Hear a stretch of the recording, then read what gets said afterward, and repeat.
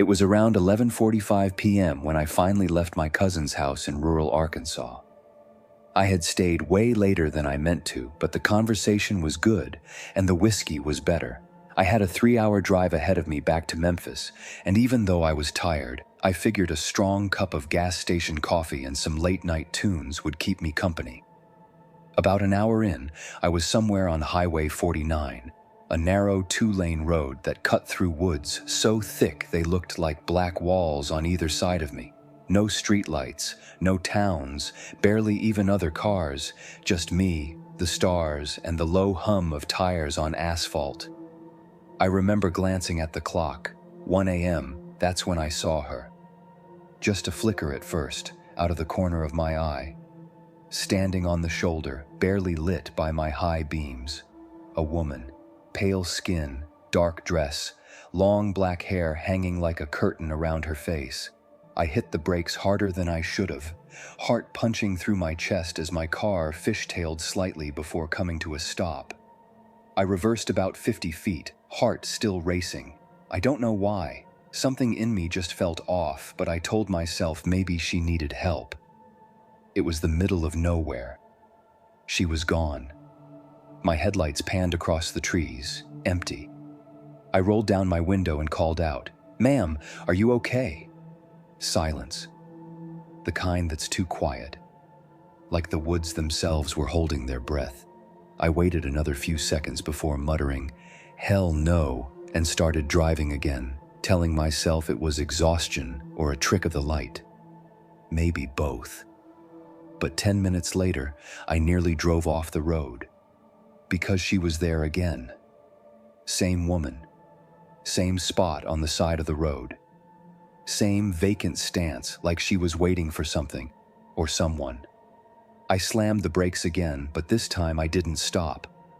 I just kept going, hands locked on the wheel, heart thundering like a war drum. I turned the music up, loud, classic rock. Something about Led Zeppelin made me feel safer. Didn't work, because 5 minutes later, I looked in the rearview mirror and she was in my back seat. I screamed, swerved, almost hit a damn tree. When I looked again, the seat was empty. Now I was full-on panicking. I pulled over, jumped out of the car, flashlight in hand, checking the back seat, the trunk, even under the car like a lunatic. Nothing. Not a soul in sight. I got back in, locked the doors, and kept going. Faster now. I just needed to make it to a main road, somewhere with lights, people, anything. I drove for what felt like forever, but my GPS kept saying I still had 2 hours left. I glanced at the time, 1:02 a.m. Wait, that couldn't be right. I checked my phone, 1:02 a.m., car dash. Same thing. It hadn't changed. That's when I heard it. A slow, steady breathing behind me. I didn't dare look. My mouth went dry, my hands went numb. I focused on the road, but the sound grew louder, raspier, like someone with a crushed windpipe trying to inhale through a straw. Suddenly, slam! The car jolted like something had thrown its full weight against the trunk. I screamed, floored it, tires screeching as I hit 80, then 90. I don't even remember the next few minutes. Just flashes, trees, pavement, the wind screaming louder than the music, until I saw it, a gas station, like a beacon in the dark, glowing fluorescent blue in a sea of pitch black. I tore into the parking lot, jumped out, and bolted inside, gasping like I'd run a marathon. There was an old man behind the counter, looked at me like I was insane. I tried to explain what happened, but he just stared. Finally, he said, "You're the third one this month." My blood froze. Third what? He took a long drag from his cigarette and said, "People seeing her. Lady in black, on 49, only ever shows up when you're driving alone after midnight."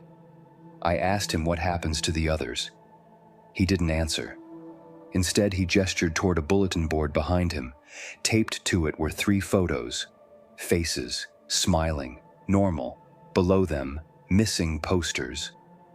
All reported gone within 24 hours of that stretch of highway.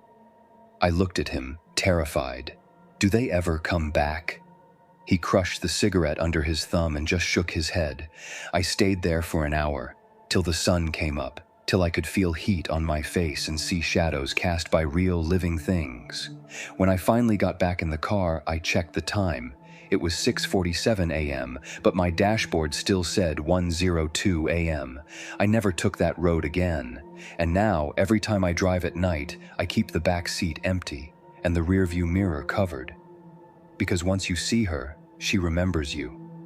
And if you ever drive alone past midnight again, she might just want to finish what she started,